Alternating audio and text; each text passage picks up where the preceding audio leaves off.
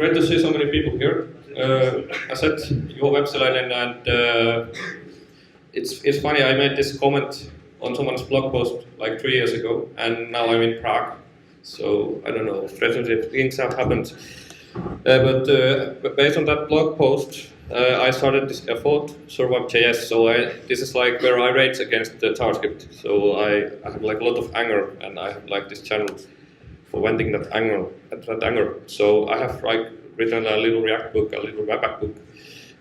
The point is that today we will dig into this Webpack book. It's only 499 pages, so not 500 pages, but 499.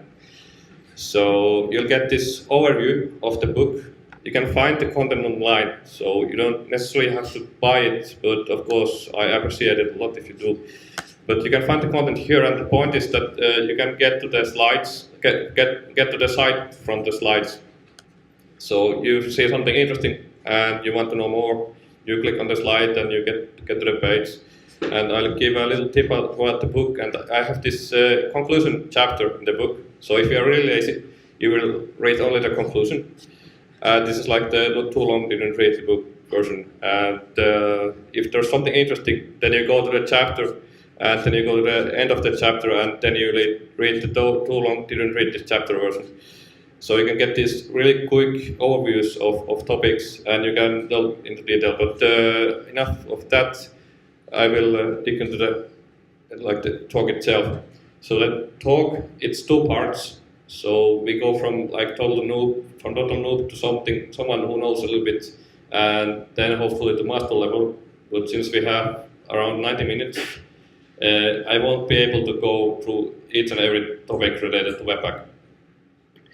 And the way it works is that I have these small sections in which I discuss Webpack from a specific angle. And the point is that after each section, you have a chance to ask questions or clarifications, because it's so easy to miss some crucial points. So what is Webpack? A little bit about the history of Webpack. It was in 2012, Tobias Koppers, he used GVT, Google technology, and he found feature called splitting. So the point was that you can write a bundle, and you can write little bundles that are related to this bigger bundle. You get the code splitting idea later. But the point was he liked code splitting and he wanted to use it. And he made a pull request to a project. It didn't go through, so he had to write his own project. So Webpack was born. 2 years from that, Pete Hunt from Instagram found Webpack, and then React guys found it, and Webpack became really popular, and now it's everywhere, and that's probably the reason why you are here, because you want to know more. So just to give like a really quick idea of what Webpack actually is, do we have like any C coders? Can anyone like raise a hand if you code C? So you kind of missed all the fun, because in C, we had these compilers. We had C code, and then you had to wait like 1 hour or 10 minutes for it to compile into something you can run. So in Webpack, we have essentially done the same for JavaScript code. So on the left side, you have your application. So you can take it as a model graph. So you have these multiple models, JavaScript in this case, but you can also have like images and the styling files, all assets related together.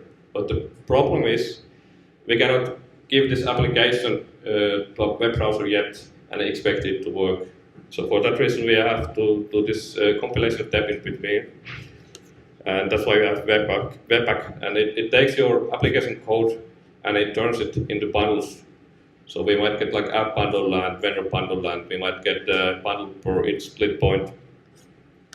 What Webpack does here, it's essentially a graph manipulation tool. So we get this application graph and we get output. And the way it does it is like there are 2 big concepts. Plugins, because Webpack itself is a collection of plugins, and Webpack provides this life cycle, so you can hook into it in multiple places to do different kind of things. And inside all this, we have loaders. So loaders, they match into your application. So you might have JavaScript files, and you might want to apply Babel transformation against each file. So the loaders enable just that. So they're transformations over specific files within your application graph. I'll give you more examples of these concepts. So entries, in this case I have a named entry app that points to a file, entry.js. So this is the starting point for Webpack. So it starts from the file and it starts crawling the application. It walks through the graph of the application. Output describes where are we going to build. So we give it some paths. Yeah, so we are going to build in the build path because it makes sense. And we are going to use the name it just defined. So we will get app.js. This placeholder achieves that.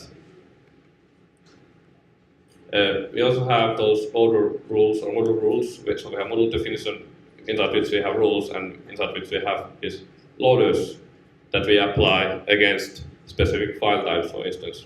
So here we apply a couple of loaders against CSS, and we have the paper loaders in them. Plugins, they give some idea of what additional processing to perform. So you might have a plugin for minification, for example, like in this case. But in practice, you will have a lot more, as you will see. And plugins, they give full access to Webpack execution, so it's the best way to extend. It's also the most difficult. But Webpack, yeah, collection of plugins and so on. But there's more.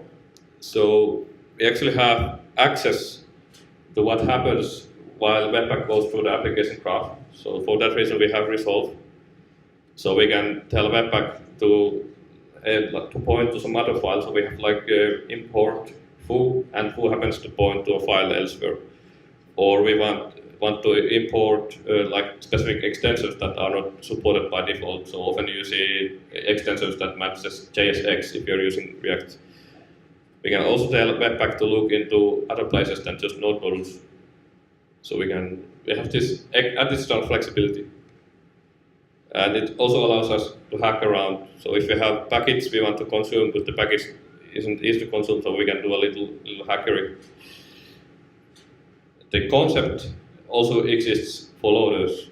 So there's a resolve loader key under which we can do similar things. When you put all this together, you get the configuration. So this configuration file, it tells how to map your application into a build. And this is where you spend most of your time when you use Webpack. So you'll write these little rules and plugin definitions and all that. So what happens when Webpack compiles? So we will get some level of output. Webpack writes a bootstrap script.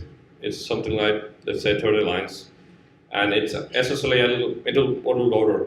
So this module loader, it's going to run the application. And we have the individual modules here. So it's going to write the modules and execute it all. And then we have something that runs. But especially if you're starting with Webpack, it's worth spending some time with this code to understand what's happening and why. So to recap, Webpack has strict focus on bundling. So for that reason, we call it as a bundler. It traverses through the application graph and it does matching in between, and you have plugins and all that what I just mentioned. And in essence, a lot of, when you use Webpack, a lot of it is just figuring out the right configuration. And that actually makes Webpack sometimes very difficult for new users because we have these new concepts you need to understand before you can actually be productive using Webpack. So this is a good place to take a couple of questions related to these basic ideas or concepts behind Webpack before we move on to something more advanced. So we have a couple of mics here, and maybe we have like someone can pass around. So just raise your hand and someone will bring you a mic if you have a question. Yeah, I see this sometimes. So we have audiences that kind of wait, but it's fine because it allows us to go forward. So in this next section, I will discuss how to develop using Webpack. So what it brings to you as a developer and to your development flow. So of course, when you get started with Webpack, you can use it even from command line interface. So you give it some file and you give it, tell it where to output. This doesn't take you far. You need the configuration file. But again, it's going to be a little painful. So next thing you do is you integrate HTML Webpack plugin to your project, because you're going to need index HTML that points to the application bundle. And it's actually a plugin that's so awesome that it has plugins itself. So you can find plugins, which is kind of nice. But I think most of Webpack projects actually have this plugin for that reason, because it's so useful. The most common way to use Webpack is to use package.json, and in package.json has the script section. So in the script section, you describe how to run Webpack in different ways. So you have different targets. So you have built like the production target, development target, testing target, and so on. It's entirely valid to use Gulp or Grunt or some other tool from Task Runner to run Webpack. So you can combine it with other tools.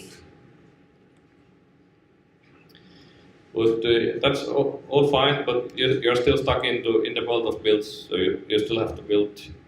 So the next step is that you discover Webpack watch, and this is like the next step in the sense that Webpack will watch your application or through the entry. So you have this application, and you change it somehow. Webpack is going to build it again. So you get this build that keeps updating itself. It's good to know, but it's still kind of sucky because you have this browser and you need to refresh the browser all the time. So for that reason, we have Webpack dev server. So, as you might figure out based on the name, it's a development server designed for developers. It's actually a small collection of Express middlewares, and it implements certain Webpack-specific functionality. And it allows you to do this refresh. So something changes, it's going to refresh your browser. And it also has functionality like hotbar replacement, which is one of the selling points of Webpack, especially in React community. And what this means is that you have your application, and application has state, and ASMR allows you to patch the application without forcing a refresh while it retains its state. So it's something you have to see in practice to kind of appreciate the feature, but it's one of those things that Webpack is famous for. Webpack dev server, it also provides additional functionality like proxying, so you can have API server somewhere, and you have your application here, and you want to point through the application URL through the API. So proxy allows you to do that. But when it comes to development, there's more. You most likely want to lint your JavaScript, because this allows you to push your code to a higher standard. So the problem is that if you pick two random JavaScript developers, the other guy says that let's use tabs, the other guy says let's use spaces, and I want two spaces, and I want braces in this way and that way, and so on. So you get these arguments. So you can set the coding style for your project, and you can also disallow certain usage. And all in all, this makes it a little more fun to write JavaScript code. Evolution, it started from opinionated tool, JSLint. We got JSHint that was more flexible, and ESLint is the current. The way I use ESLint is that I pick up some existing configuration, like Airbnb, because they have thought a lot about these things, and they have made some good decisions. I might not agree with all of those decisions, so then I'll just disable some rules and go with that. You can also connect ESLint with Webpack, so you get ESLint loader. And the point is that once you do this, you can actually fail your build. So you have like a continuous integration server somewhere, and it's going to run the code and it's going to fail. And one cool thing is that if you use ESLint loader, you can actually use overlay mode provided by Webpack dev server. This means that you're developing this application and you make some mistake, and then the application is going to blow up and so something like this. Another cool option is to have IDE or editor plugin, so that you can see the mistakes or warnings, errors in line. This is a good feature of VDS to know. But yeah, now you have these different types of configurations. So you have that development configuration, production configuration. You might have like 5 others. So you start noticing some problems. One way to write Webpack configuration is to have separate file for each and do some duplication. So each configuration kind of lives in its own world. The problem is that once you need to change something or add something, it's going to be a little painful because you have to modify so many files. So you get this management problem. So the solutions are to have like high-level abstractions. There's this API on top of Webpack configuration that's actually a DSL. So you get these small functions that wrap the complexity and then you can compose them somehow. The way I do it actually is to use a little function. I wrote a tool, Webpack merge, that allows me to compose. I will discuss it in a little bit, so you will see the idea behind the tool. The idea itself is simple, but what it enables is pretty amazing.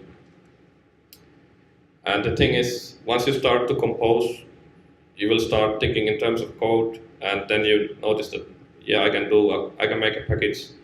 So let's say I have multiple projects, and then you realize that I can consume my configuration across these projects. So instead of having to maintain separate configuration per project, I can push all my knowledge in one place and maintain it there. So the problem was that I was writing this book, and of course I have to explain things to people like how to configure Webpack and so on. But it actually was a difficult problem for me.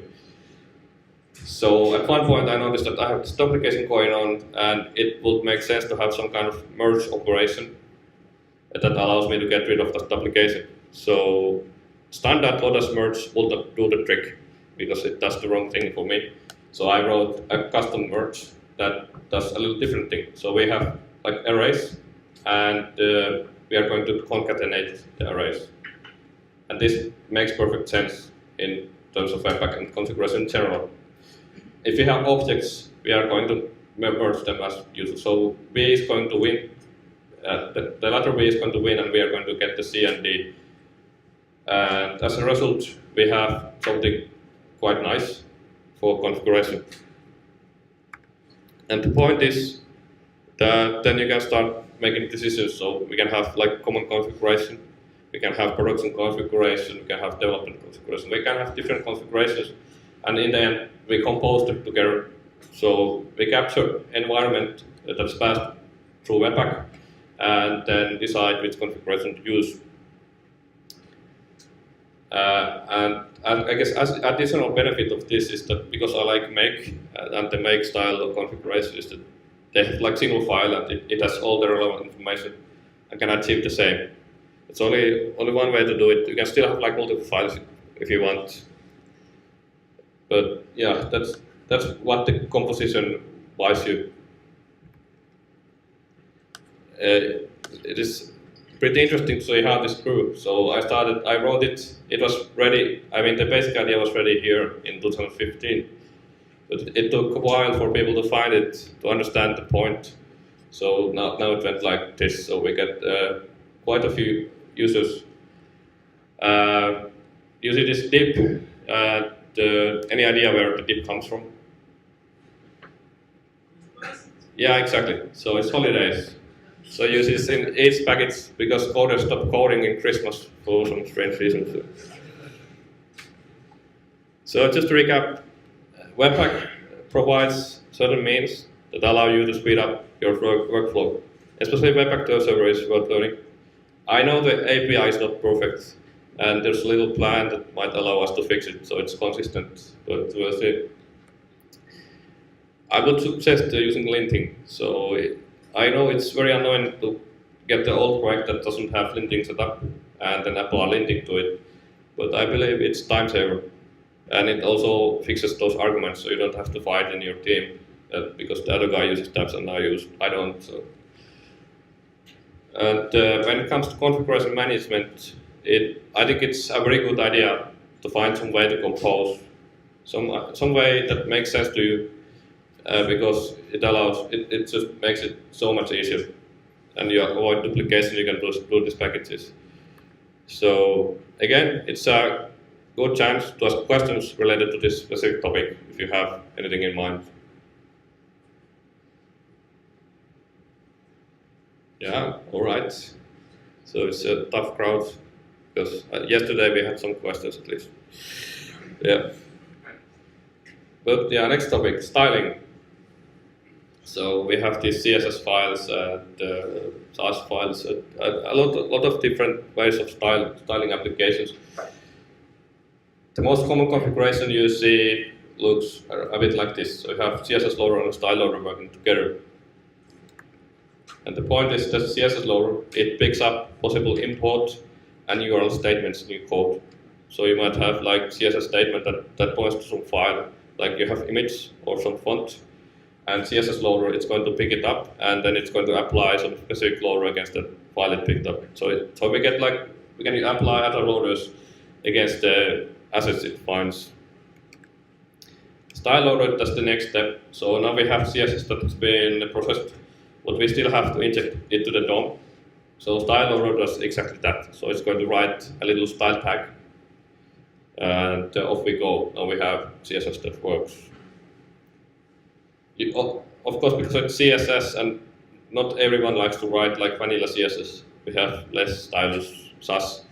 So we can find specific loaders for those. We also have PostCSS loader that allows you to do something more granular, because PostCSS is like a collection of plugins, and I'll discuss PostCSS a little bit more in a bit. This brings us a small problem. In Webpack, it's going to the JavaScript bundle. So we do this little setup, but then we notice that there's something missing. There's no CSS file, and where the CSS is, the CSS actually goes to the JavaScript bundle by default, and this leads to a problem known as flash of unstyled content. The point is that you load your application and the styling gets applied only after your JavaScript gets loaded. So only after JS is loaded, you get styling, and the user sees this flash, and the user is going to be annoyed because of the flash. So that's something to fix. For that reason, we have two solutions: extract text Webpack plugin, or ETWP, or ETWP actually. So and extract loader. ETWP is more complex. It consists of a plugin and loader pair, which you have to configure in a very specific manner. So the loader tells Webpack what CSS files to extract, and the plugin does the actual work. And extract loader is something far simpler that actually might work for you. So look into both and see if they make sense. But this is the way to go if you have to separate CSS from JavaScript bundles. There are more techniques like auto prefixing. So what developers like to do, they like to write as little code as possible because they don't like to write code because their wrist will break. So we wrote this display flex, but the problem is that it's not going to work in old Internet Explorer. So maybe we want to like rewrite that code. So then we get this larger definition. So this is going to work in all the browsers. So auto prefixing is this process. And we can do it through a PostCSS plugin, which we can configure with Webpack, so we get this auto prefixer going on. But there's still one problem: how do we know what kind of definitions to write? So to do that, you have to write browsers list. So browsers list, it's a file. You have to read this as OR. So we want to support browsers that are actually being used by more than 1% of people, or we want to support last two versions of browsers, or we want to support Internet Explorer 8. So we get this definition, and certain tools can pick it up. So I think it's a very cool way to manage our support level. So you can find this package, and it states that auto prefixer, style lint, ESLint plugin compatible, and present. There are these nice tools that use this definition, and it's worth understanding and using. We have more techniques like eliminating unit CSS. So let's say we have a static site. We have decided to use Bootstrap because everyone uses Bootstrap. But the problem is that you probably don't use each and every feature of Bootstrap in your CSS. You will need to have like a huge site. For that reason, you can eliminate those CSS rules that are not being used. The process is based on static analysis. So the way these tools work is that they will walk through your HTML code and the CSS, and then they'll figure out that, yeah, in HTML we are using all these classes, and in CSS we are using all these classes, and we are not using those, so let's drop those that we are not using. So in principle it's quite simple, but there's some magic to it. So we get smaller CSS bumps out of this. But we can also apply this to applications to some extent. The problem is that once we have class names that are dynamic somehow, so they are generated by code, we have to write whitelists for these tools. But Purify CSS and UnCSS can achieve this. You can find Webpack support for these tools. Because you can link JavaScript, you can also link CSS. That might be worth doing. So style lint or CSS lint will work. Again, you have this little rule definition that states this, you should use these rules and you should not use those rules. And you get that overlay just like with ESLint before. Just to recap, if you want to understand styling in Webpack, you have to understand tool loaders really well. So style loader and CSS loader. And you get this inlining problem, so you have to understand how to extract. You can apply more techniques like auto-prefixing, and then you get that browser's list definition, and you can eliminate unused CSS. And you can link to. So, any questions this time? Can you extract style components? So, can you use the mic? Can you extract style components? Styled components. Yeah, I know. I heard you. So, can you extract styled components? So, here's the thing. My understanding is that styled components would have to implement some sort of extraction itself. And I remember reading that it is planned at least. So that's it. I don't remember it like out of but yeah, it's. I don't know the exact answer, but these solutions, they have to implement some sort of extraction by themselves so that you get that CSS. So it's not the Webpack problem, it's like this guy's problem.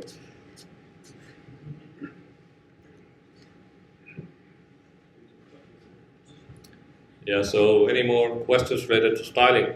You can also bug me after the presentation, so if you have like more specific ideas.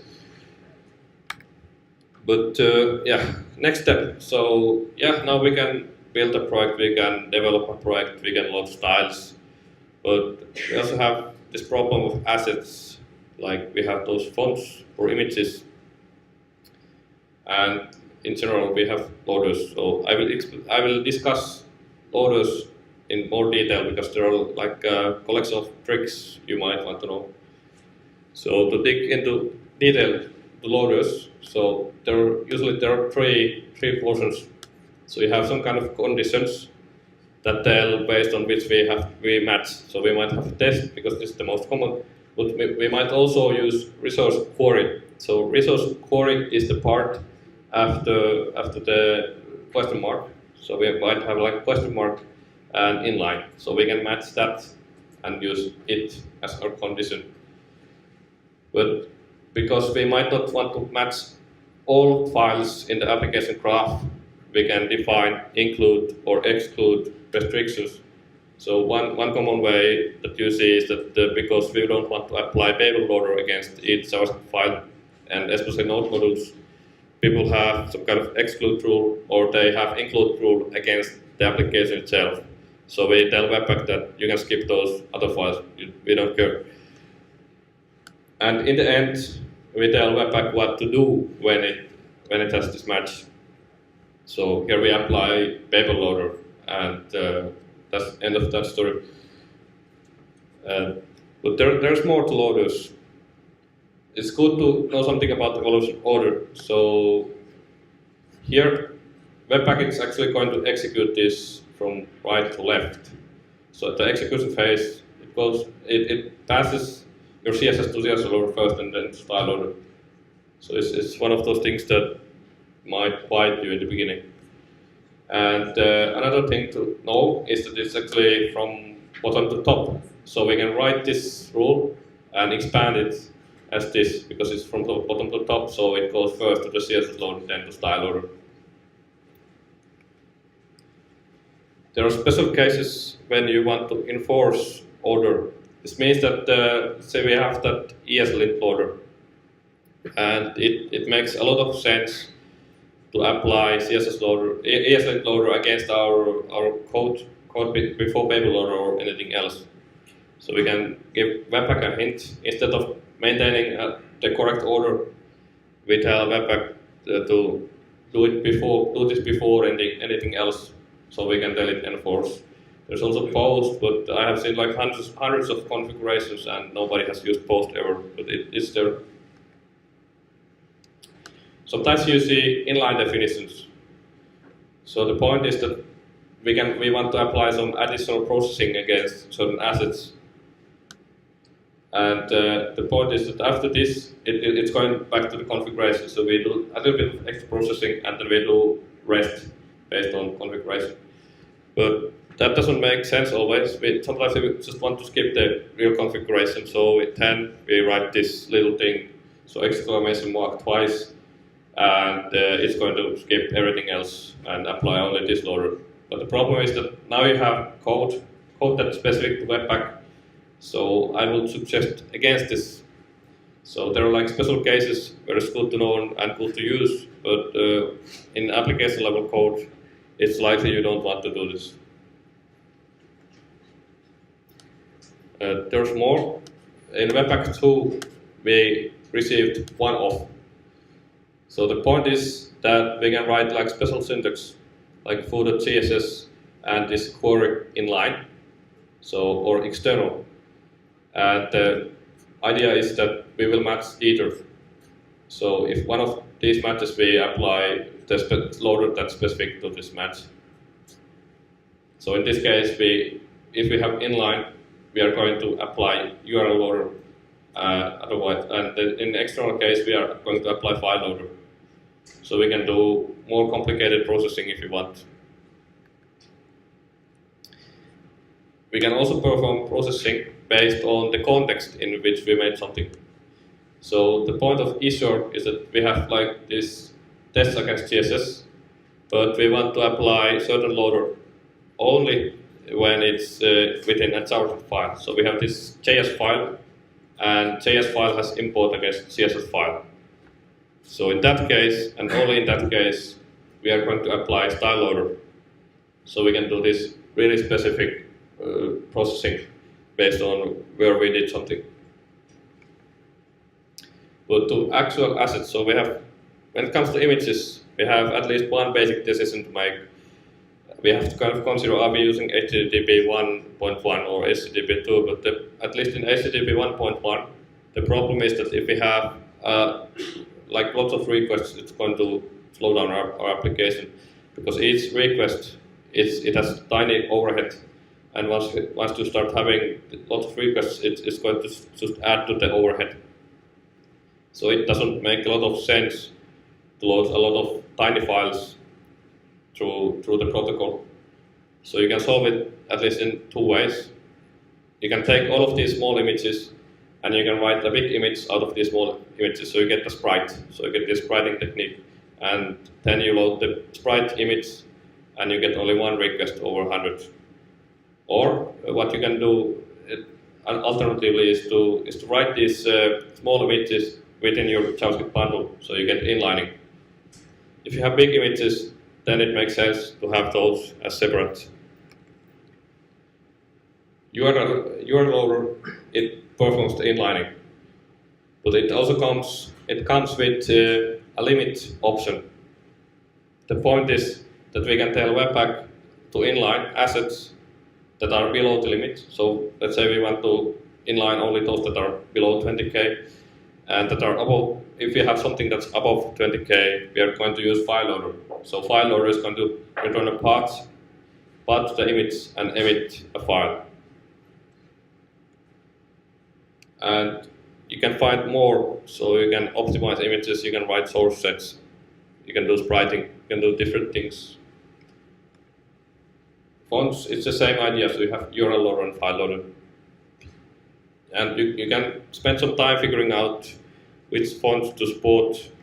I wrote a little tour with Artem, can I font? So the point was that you pass a browser's list for like all fonts, and what happens is this figures out that if you support only these font formats, you are going to get perfect support, or you're going to get like perfect results, great results on each browser you want to support.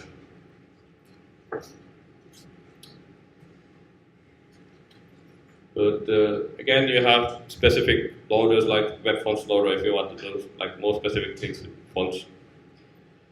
The problem is that Webpack it's going to do something with your JavaScript, but it's going to process only ES6 modules. So the problem is that it's going to pass ES6 features through itself. And once you get this code and you give it to an old browser, the old browser it's not going to understand. It's like what's going on and it's not going to work. So we get this legacy problem. For that reason, it's a good idea to use Babel loader and the Babel preset env. You can actually find these specification specific presets like Babel preset ES 2015 and so on. These were actually popular and very used before this preset came along. The point is that we have browser definition again. So we tell Babel that we are going to support these browsers. And based on this information, it's going to write code based on that specification, and it's also going to write these sims. So now you don't have to worry about simming so much, and you get code that can be actually more modern. So it can have certain ES6 features based on what you have to support. And now you don't have to worry about having like multiple presets and all that. You have single presets, you have single target definition, and after that you have something that kind of works. So yeah, you get those code and polyfills. And at least in the past, this polyfilling was very painful, but it looks like this preset has taken some of that pain away. So to recap, loaders, you get these conditions and restrictions and actions, like three steps. You have more features. You have to worry about order a little bit. You can enforce. You can do like really specific things with loaded definitions. When it comes to assets, you have at least one big decision to make. You have to decide: am I going to inline assets or am I going to emit separate assets? So you can do a lot more. If you want to support all the browsers and still use ES6 features, then you have to use Babel. Or the interesting alternative is to pick up another language like TypeScript. So you don't have to write JavaScript. That's not like necessary anymore because you have these languages that compile to JavaScript. But if you have questions, another good time.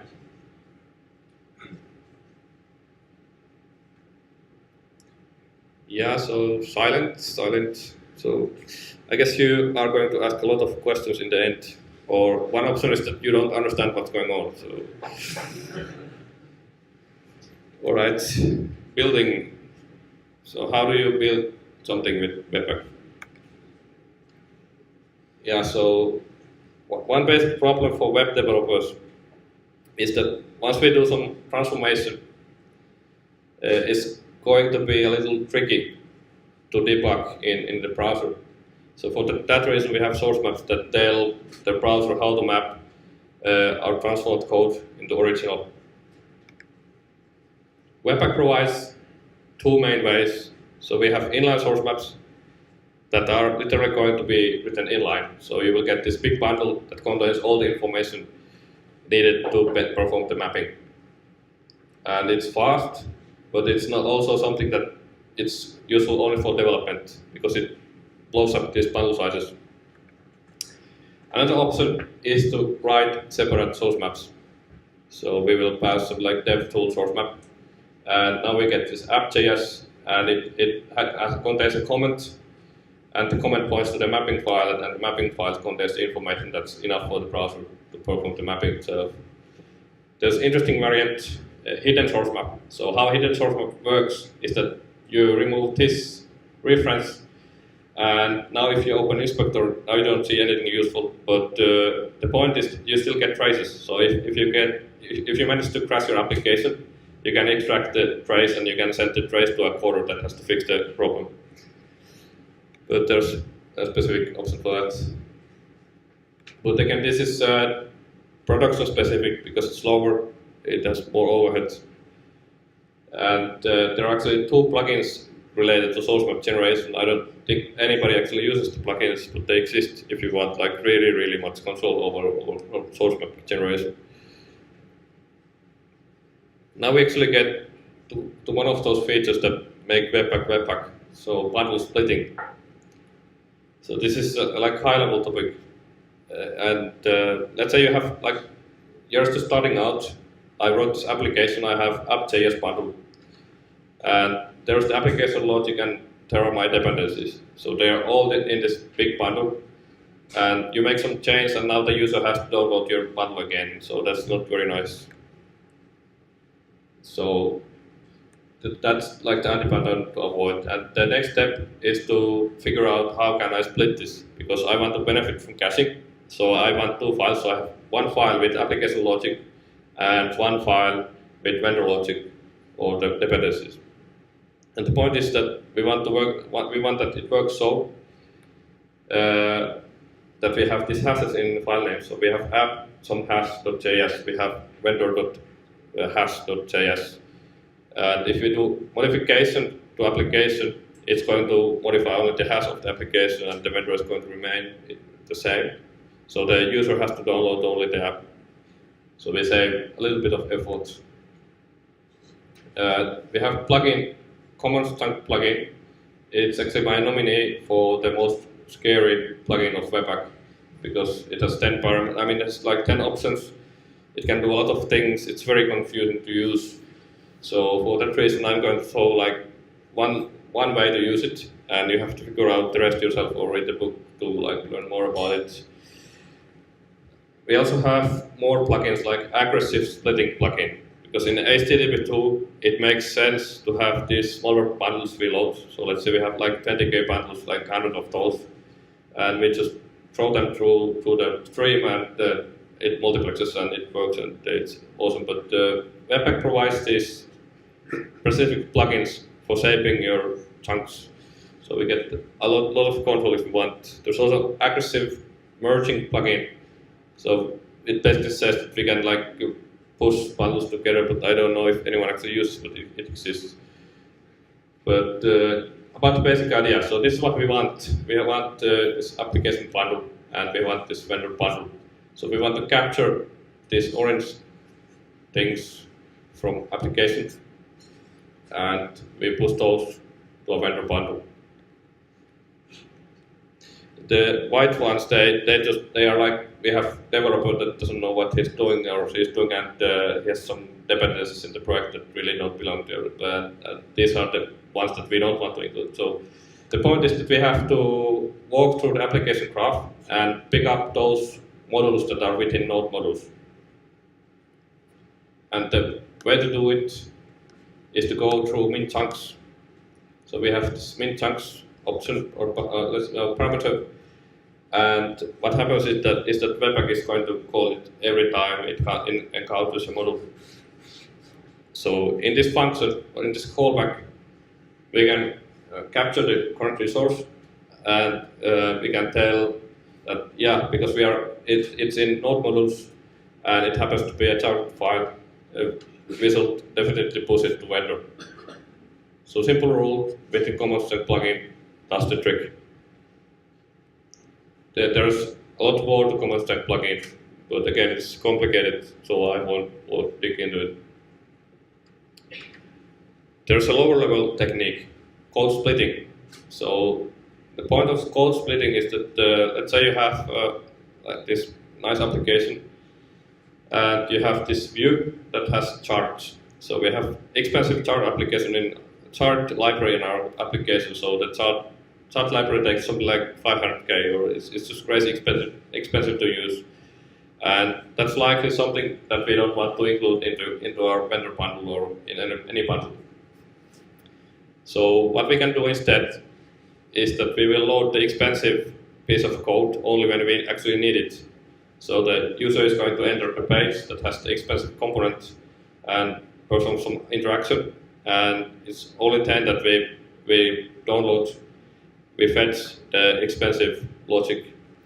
So code splitting allows to achieve exactly this. So we can write these little split points within our code, and then we can get modules as we need them. And this actually enables a lot more, but I have a small example of that in the second presentation. But how to use it? You can have import, so it's like this import that's a promise.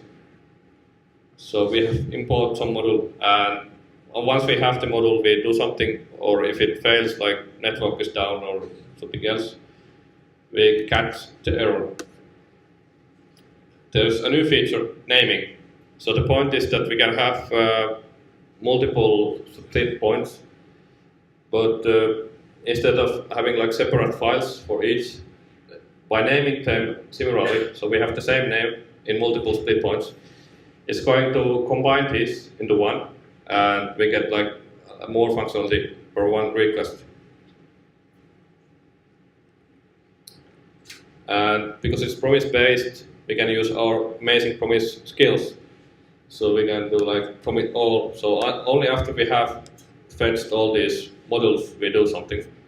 Or you can use like promise raise and to like have them raise. So we pick only the first module to complete. Of course, it doesn't make a lot of sense, but you can still do these things because it's promise.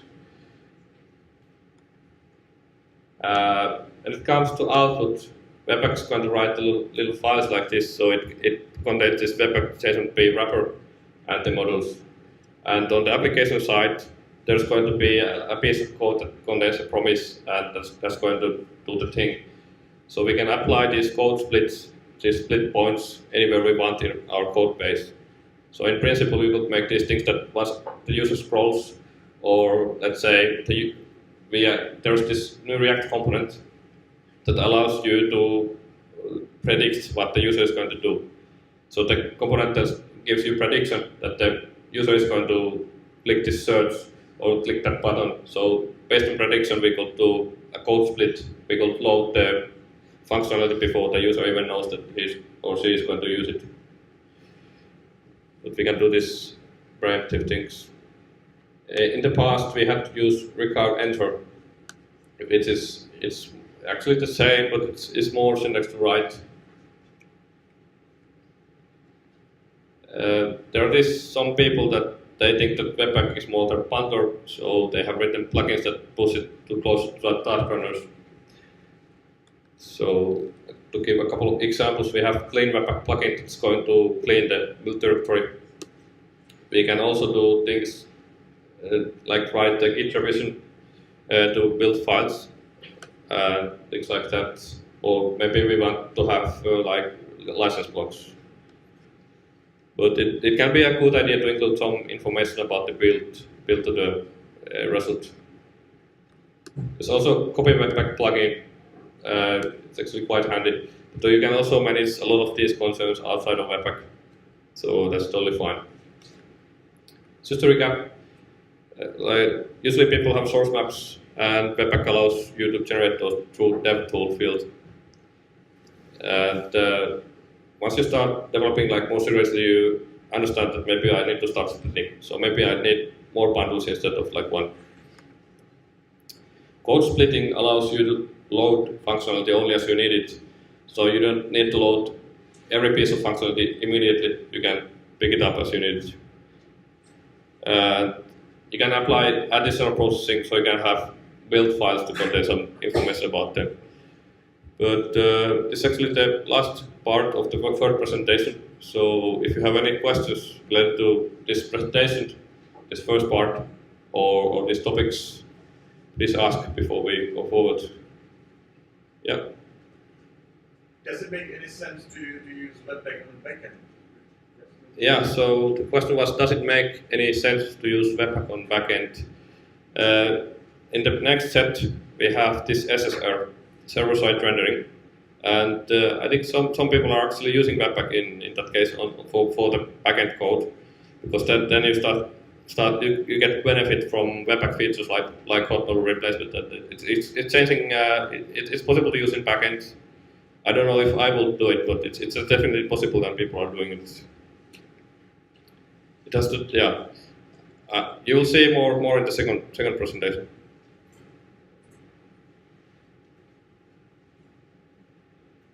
Yeah.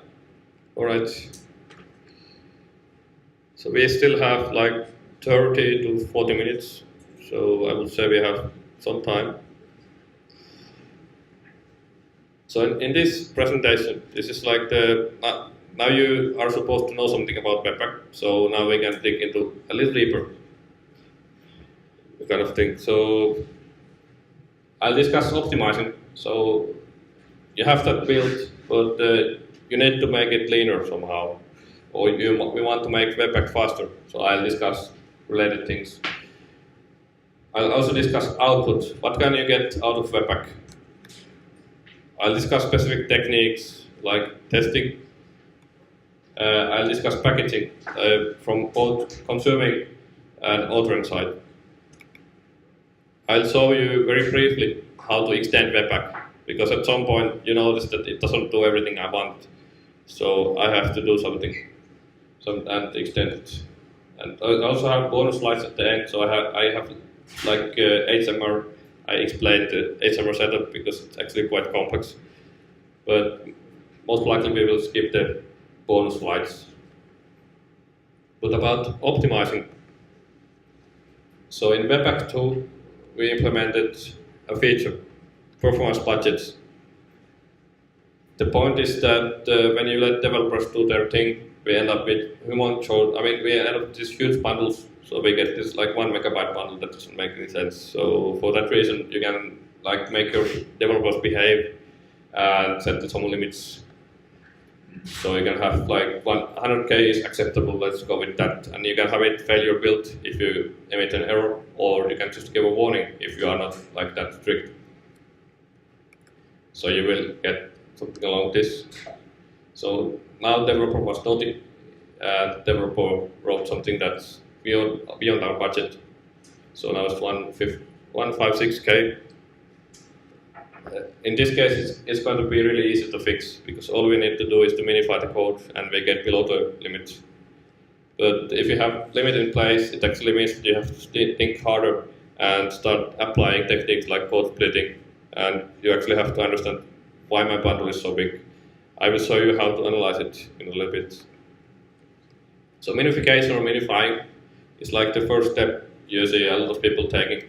So the point is that we have this original code and we want to turn it into something smaller without losing anything essential. So minification is this process, how to perform this transformation. Sometimes you can apply transformations that can actually break code, so we may have to be a little careful. When it comes to Webpack, you have 3 solutions. JavaScript plugin, that's actually included in the distribution.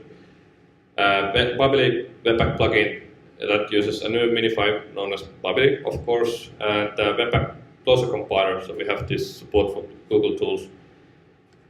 The problem with JavaScript is that it doesn't support ES6 yet.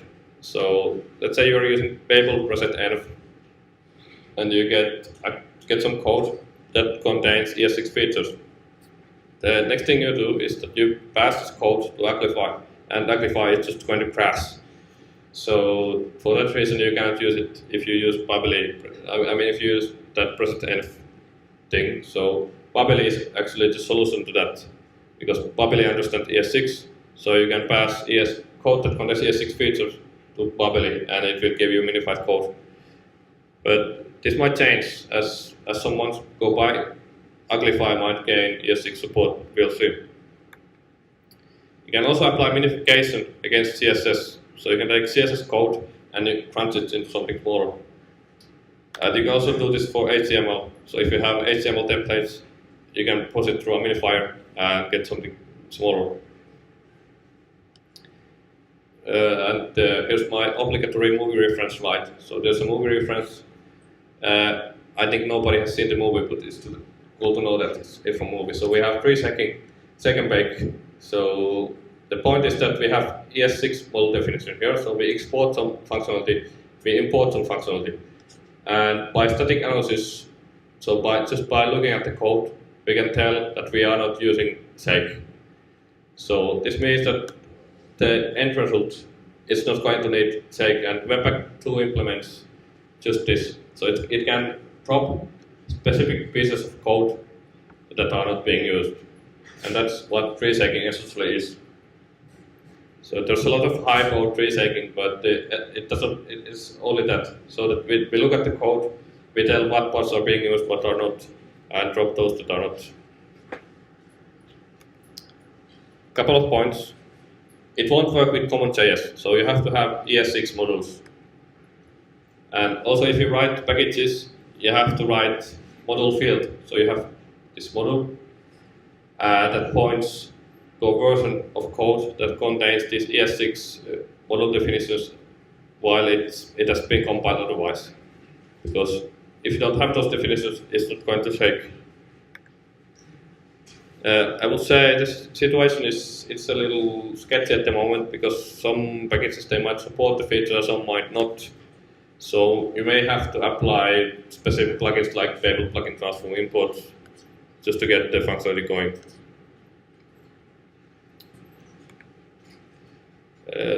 There's more. So like environment variables. Let's say you have like code which you want in your development version, but you want to skip the code in in production version, or you have experimental features.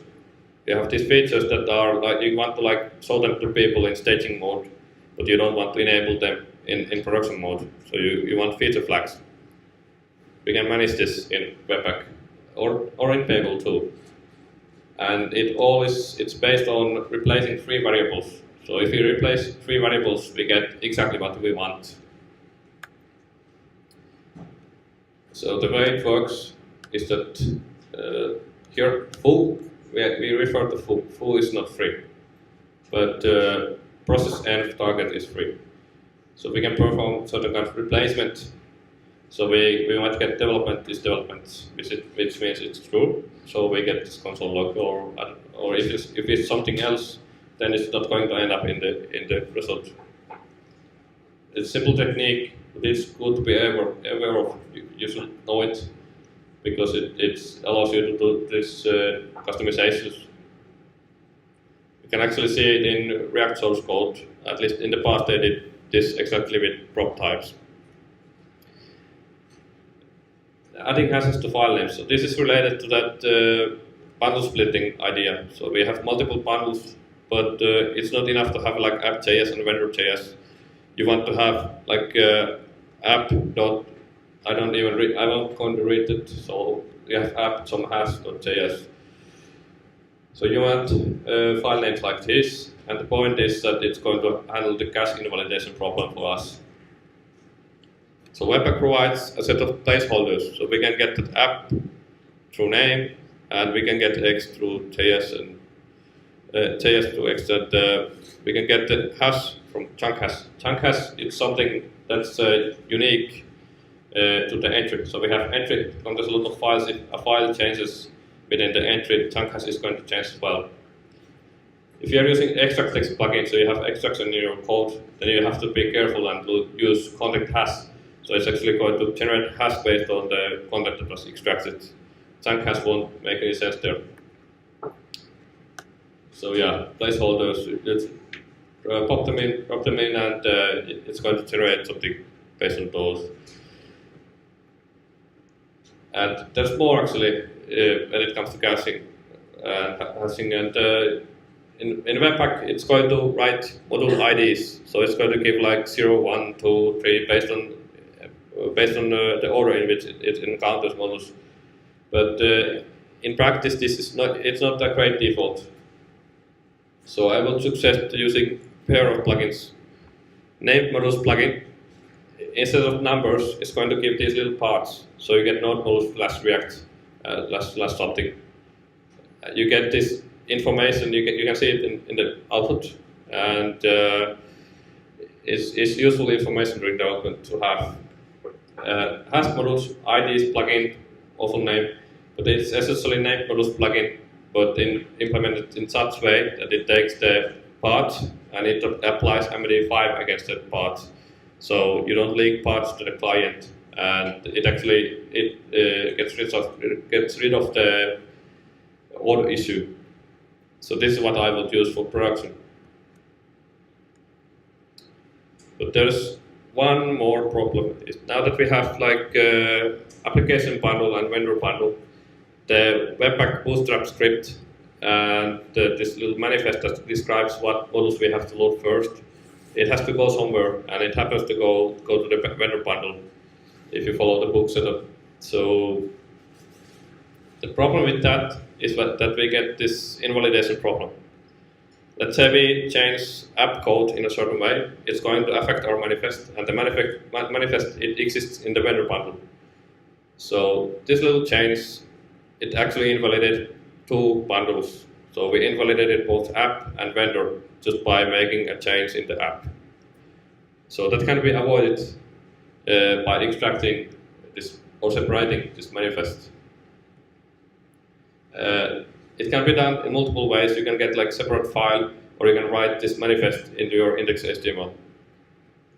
But there are a couple of basic ways. Just good to be aware of, because once it's so easy to end up in a situation where you're invalidating more than you want. Record it's a more advanced concept, but it's actually easier for me to show what record is. So if you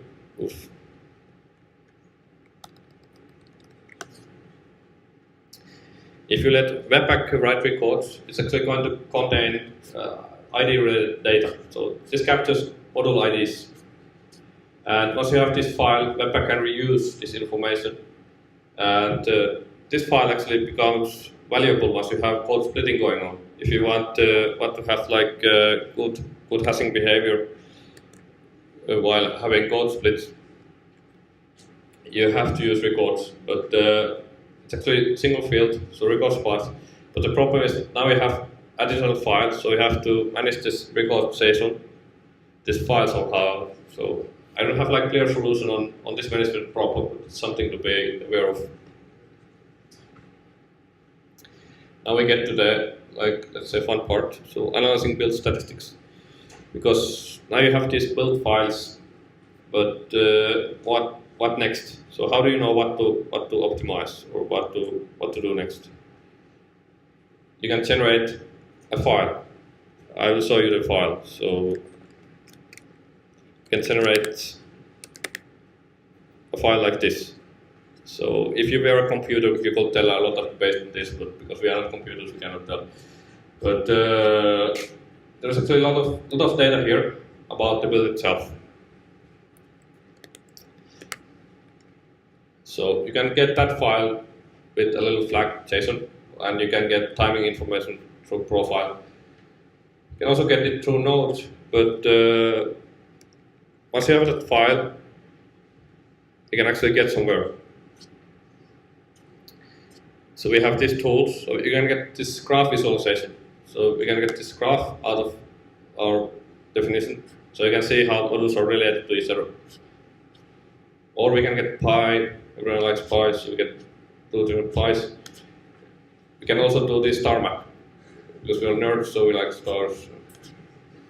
And we can get tree map, and you can dig in. There's more, but these are like cool tools to dig into.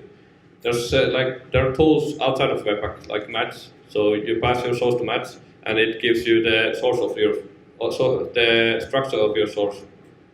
So you can see what kind of dependencies you have within the source, and maybe based on this you can do some refactoring and push things to right places. But it's very valuable to spend some time with these tools. So we have like Webpack visualizer. So we get this little pie. Yeah, we can see React is taking most of space. Time to dump React and replace it with some hipster framework. So we can get like small bundle. But yeah, you can make, because you have data, you can make decisions. So it's good. It's good to be able to generate the data. But about performance, it's good to understand that Webpack is going to run in single instance. So you have your mighty development machine that has 8 cores. So Webpack is going to use only 1 core out of 8, you're wasting 7. So maybe you can parallelize it a little bit.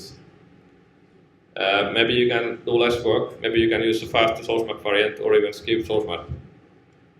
Because I mean, real developers, they don't need source map because they don't make mistakes. But we have like, we can skip polyfills. Maybe we can develop only a small portion of the whole application. Maybe we don't need it all, so we can bundle faster. Or we can write DLL. So I don't know if you have Windows developers here, but you might recognize DLL. So the dynamic link library. Tobias comes from Windows world. He uses Windows, so DLLs make a lot of sense to him. But the point is that let's take that vendor bundle. Instead of writing that over and over again, we write a DLL that contains our vendor dependencies. And then we link Webpack to that single bundle we wrote, or DLL we wrote. So this allows us to do less work. It's like one rule of optimization, do less work, so you have something that's faster. Just to recap, a good starting point might be setting a performance budget. So you set some limits for your developers, so they know to keep your build small. Like first obvious step is minification. And you can apply minification against CSS and HTML. You can apply tree shaking. I think it's maybe a little overrated feature, but in practice it allows you to drop certain pieces of code that are not being used. You can implement features like, you can do feature flags. You can choose which pieces of code to enable if you use this environment variable replacement. And since you want proper caching, you have to add these hashed file names so that the client knows to load new file if the file hasn't been loaded yet. There are additional considerations. You have to be careful about how you bundle. So you have to extract this bundle. You have to extract manifest. You have to post manifest elsewhere. You have to have it in index.html or as a separate file to make caching work properly. Especially if you're using code splitting, you have to be a little careful with records. And I would say a key to a lot of understanding is analysis. So if you can analyze your build, then you can tell what should I fix or what should I change. Sometimes you see these obvious things that you're just loading too much code. Let's say you have Moment.js, it might be loading all languages, so maybe you need only a few that you're actually using. And optimization, it's like a couple of things. You have to know what to optimize, so you have to know a little bit about Webpack, so you know where to look, and then you have to try a couple of things and see where that leads. But if you have questions related to optimization, this is a good place to ask.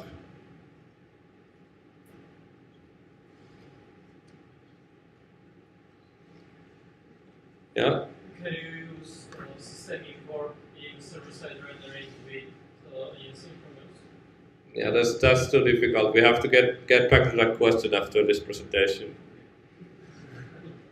Yeah, the problem is I don't use system import myself, so we have to do a little digging. Or import. But it's the same. Yeah, oh yeah. So the thing is that we actually dropped the support for system import in Webpack. So it works with Webpack 2, but we are going to drop it in Webpack 3. So good luck. Yeah, but let's get back to that later. Yeah, output. I think I'll go through this pretty fast because it's not interesting content. So it's just the point was that Webpack could be named differently because it's not only about web. So you can do web workers, and you can do these node builds. You can do desktop applications because now web developers are like conquering the desktop. So every application has to become web application. So, and you can do libraries. I guess libraries, they are not the strong point of Webpack, but you can still do that if you want. I'll skip the bundling libraries and library output bit. But now we are getting somewhere. So multiple pages. So let's say you want applications that has more than one page. Or yeah, you could have SPA, so you have one page and you kind of fake it. But we get into the world of progressive web applications. If you don't know this term, I think it's worth spending some time with Google documentation related to the topic, because this is something that's quite likely going to change the way we think about web applications and how to design them. So I'll show you a couple of images that kind of get to the gist of it. HTML Webpack plugin is going to be handy here, but the PVA. So I want to show two images. You can actually find a good. I'll show you what to read. So like there's a repository Webpack PVA. It contains demonstration application related to this concept.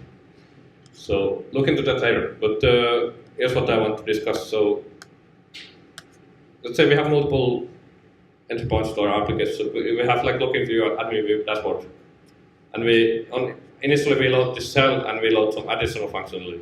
So you can already see code splitting in action. So because PVA, it happens to rely on code splitting, and Webpack happens to implement code splitting. So these two, they go well together. But we can also do different kind of composition. So in this page cell option, we actually optimize initial page load. So let's say we have those mobile users, and we want that the mobile users get something that they can use really fast. So we write these little cells, and we write our custom little routing, and we load functionality only as we need it.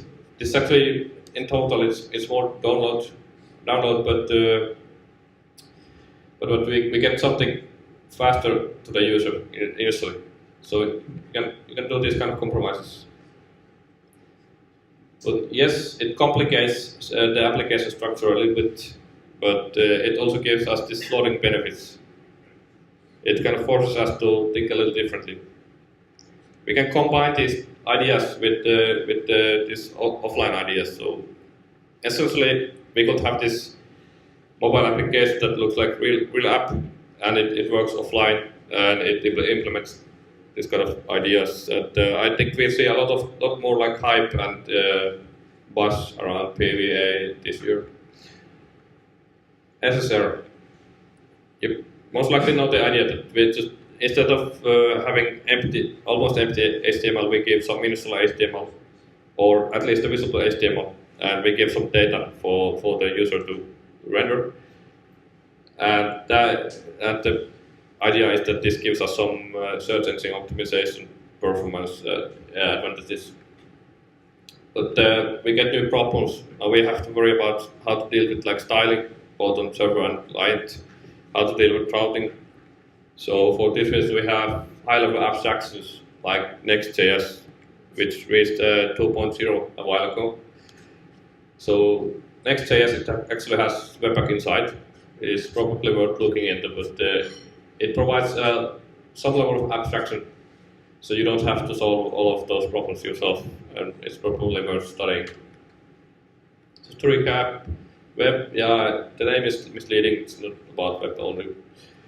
You can do libraries, maybe not the smartest thing, but it's possible. Multi-pages, you can do, but especially PVA. So spend some time with the idea of PVA because it looks like something valuable to me. SSR, you can do it with Webpack, but maybe use Next.js, it's abstraction over Webpack, or of course you can invent it on your own, but it's like up to you. But if you have questions, we can take a few. I think we have time for like 2 more mini presentations if you want. yeah, so let's do at least one more and then take like general questions in the end. So I have like, this is like a pack of random techniques. So you might get pretty much anything, so let's see. This is something Webpack specific. So Webpack provides a feature, regard context, which allows us to perform certain kind of dynamic loading. In the past, I wrote a little static site generator. So I had this problem. I have a lot of pages, but I don't want to write import for each page. So instead, I wrote a context, or regard context. It's something I can record against. So I got this context that contains tons of files. So I can ask keys. Yeah, there are 2 files, and yeah, it has some ID. But the interesting part is here. So I can pick up a specific file from this context, and you can also get implicit contexts. So you will write like this import, like properties-based import, and this defines context because there's enough information for Webpack to tell that it's going to look up against the file system. So we leave a little bit open, and we apply FI, so because we want Finnish translations, of course, so we get Finnish translations and we do something with those. But it's very specific, and it only works if you can do these lookups against file system. Another random thing, web workers. So I did the node thing and used worker over here, but it's just for demonstration. So we set up a worker, and we capture what was sent from the worker, and we send some message to the worker, and the worker does its work, so it appends text to itself, and we get like hello world again. So it's fairly simple to implement in Webpack. There's another solution. It's a little different, but in essence, web worker setups seem pretty easy in Webpack. We also have this problem of internationalization because maybe not everyone speaks Finnish or English or Czech or whatever language you like. So we get internationalization problem, and we also have localization problem because yeah, we have English, but those Americans, they do things differently than those Brits, and we have like different locales. So language might be the same, but the way they do things is a little different. You get specific problems like, do I want like static translation? So maybe I want like to have like multiple different versions of a site, or maybe I want that these translations, they get loaded only as needed. So I don't want to handle this like build time, I want to handle the problem later.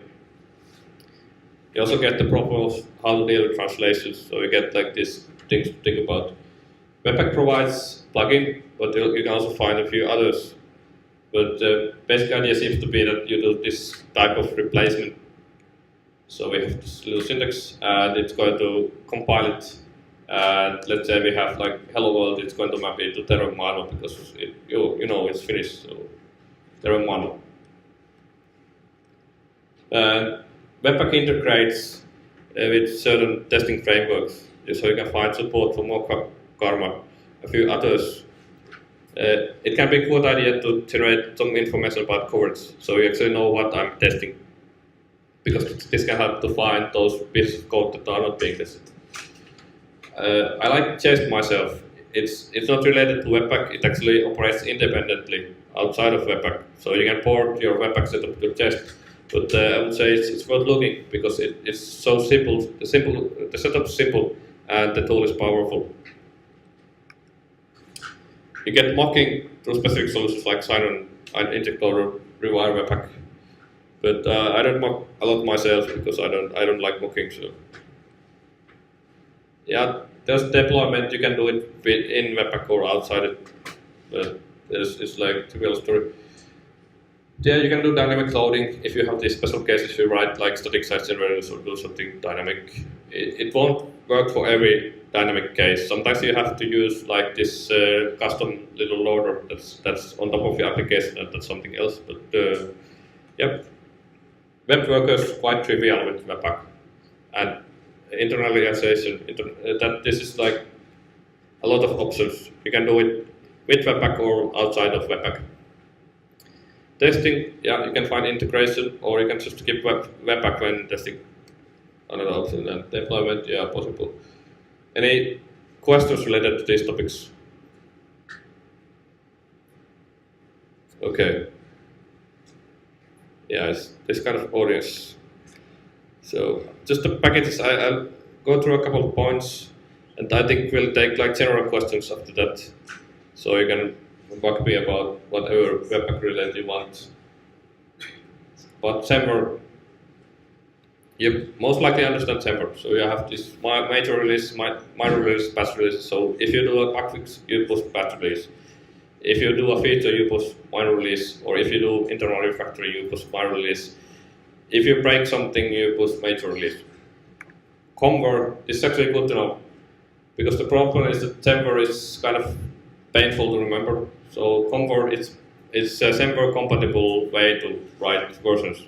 So you have only one choice. You have to decide, did I make this compatible, is the compatible change, is the change I made, is it compatible with the old version, or is it not compatible? And once you know this compatibility, you can figure out what's your next version. But in practice, I believe that the most popular versioning model out there is emovr, because people are emotional, so they just push up like versions and they break applications. Yes, this is the reason why you actually have to lock. So you have to be very careful about version ranges. And if you don't have some kind of log file in your application right now, it's going to be broken in a month. Because then you write npm install or npm update, and it's going to break everything. So have this log file or shrink wrap, because it's going to like save your life. You can find specific tooling to help with this dependency problem, but I believe it's the most important thing is that you should have very good tests to kind of cover against these dependencies that might break. Sometimes these packages you want to consume, they might not be very nice. I mean, the functionality is there, but the way it has been packaged is not. So you can do these little tricks through resolve, as discussed very early. Sometimes you want to tell Webpack that I don't want these packages in my bundle, so let's mark it as external, and then we handle those packages otherwise. So we might have like CDN, and CDN provides certain libraries for us. And that's the end of that story, because CDNs they can be useful with certain libraries. You might use jQuery or some other library that depends on globals. So we have specific solutions to deal with globals. Or sometimes you might have like package like Moment.js, and once you include Moment.js to your project, you notice that it's going to bloat your bundle a lot, just for the reason that it contains these language definitions. So you can tell Webpack to pick up only specific languages that you actually need. I'll skip the alternate portion. It's more boring, and it's actually going to the next book. So yeah. But yeah, I would say Semver understand well, but the valuable idea is logging. So you have to have that log file. Yeah, use tooling to kind of keep up. It's painful problem. The tools, I mean, tests help a lot. Webpack can provide certain capabilities for dealing with packages, and you have something for globals. But yeah, if you have questions related to packages, like consuming especially, it's good time to ask.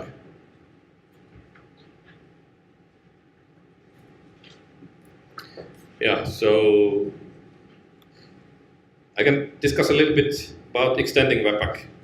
And after this, I think we'll call it a day and take a couple of questions and just, yeah. So let's go extending with loaders. I would say loader runner is the starting point. I'll give you a little example of that. The problem is that loader runner, it doesn't match Webpack exactly. So you might end up writing that doesn't actually work. But the basic idea is simple. So a loader, it takes input and it provides some output. So here we take like foo and give foo.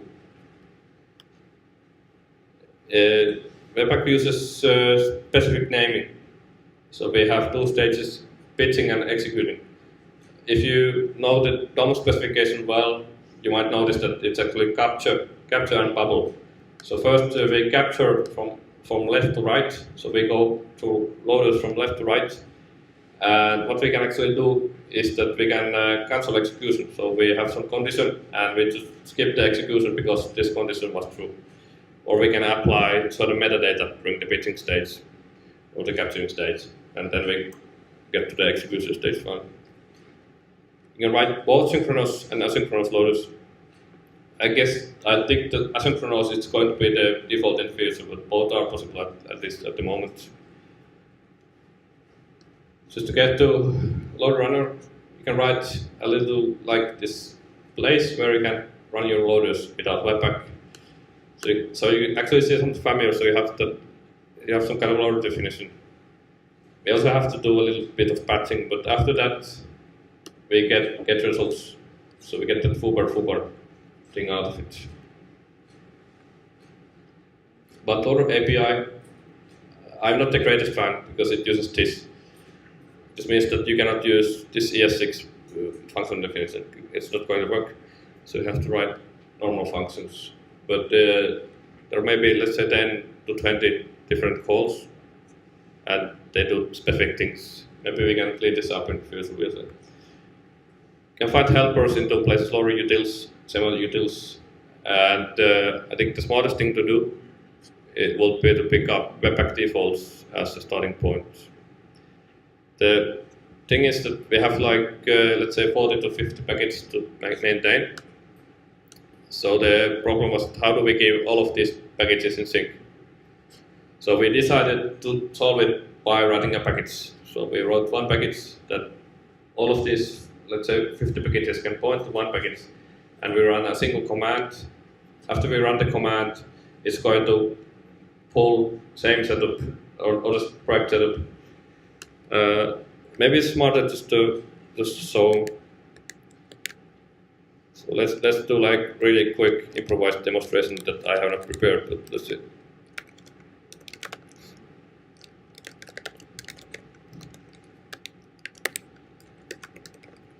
So I'll just initialize a project. I'll install the package, and you can see the magic in a little bit. So there's not a lot going on at the moment, but we can see like a new command, Webpack defaults. So now the magic happens. So now it's doing something. You'll see what in a little bit. Yeah, installing. Alright. Yeah. But now we have a project. So now you can start developing your awesome plugin or loader. And the point is that if in the future, if we are going to change the defaults, it's going to patch your project. So you run the command again, and it's going to pull some code, and then you have our newest defaults. So you can imagine how powerful mechanism. This is really very powerful for us because it allows us to push these annoying project default things in one place. And I imagine this is actually useful beyond Webpack, but we are just experimenting with it. So. But yeah, plugins, it's a lot harder world. So you get compiler, compilation, very big API, lots of hooks. And you could spend like days talking about it, so, but I won't do that. Again, you get fairly big API, and you can write plugins that can have plugins. I don't know if you can write plugins that can have plugins that can have plugins. Maybe that's possible too. Plugin examples. There has to be a couple of things. Most often you see some kind of construction that captures options passed to a plugin. Then you have apply. So this apply is going to run when the plugin has to do something. So in essence, apply, it will capture emit event from compiler and then write an asset to the output. So here we write based on the name and we write a little demo, and that gives us new file. But in practice it's a lot more complicated. But you need simple examples to get started with. But I would say if you want to extend Webpack, look into loaders first. It's good, excellent starting point. The event model actually follows the DOM despite the naming. You can do different kinds of processing, and plugins are like the most powerful way to do anything in Webpack. And you can do those plugins with plugins. But I think I'll just I will accept like general questions related to Webpack now. So if you have like anything on your mind, you can ask now. Or I think your site like Fins, so you can just ask me personally after the presentation. Yeah. When exactly are plugins called? When? When? Yeah. So Webpack, it goes through plugins like from top to bottom. So it follows that order. So it's just you have the plugin definition. It's going to apply from top to bottom. All the plugins at every module that's loaded? Yeah, so this is actually a very, very important point because sometimes plugin ordering it matters. So you can, if you put certain plugins in wrong order, it's going to apply processing in. It's not going to apply processing as you expect because we can have plugins that rely on other plugins.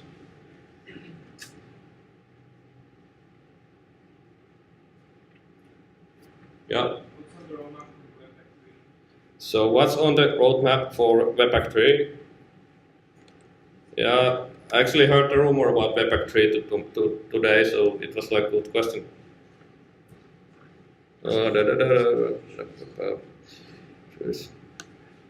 Yeah, I'll say a couple of things. So you have there's some tagged features, but I don't think we have like actually official roadmap. But the way we do it is that we have like, because it's democracy, yeah, you know.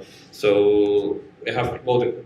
So you can kind of help us to decide what to develop. So I would say the features that are near the top of the list, they are more likely to happen than features on the end part of the list. But yeah, I think we should have like this public roadmap, so we would have more accountability on what's going on. But I can tell you that Webpack 3, there's development going on to that direction already.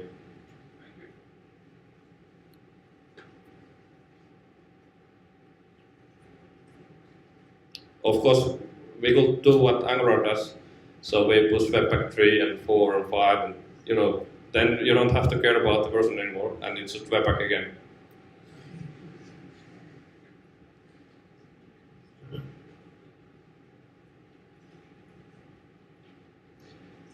Yeah, so just I'll be here for like at least an hour. So you can bug me after this presentation, and it was very cool to see this many people here. I hope you got something out of the presentation, and if there's like anything unclear at all, go to the presentation. You can find the slides online, and what happens next is that you find the slide you liked or want to understand more. You click on the slide, you get to the chapter, you read the chapter, and you understand a little better. If that's not enough, you can click on this secret button on the bottom right, and then you can ask me. So if someone has like something to ask, they don't like to ask face to face, you can get into the chats. Yeah, please don't troll the chat. It's this I said. But I guess that's it for me. So if you have anything to say,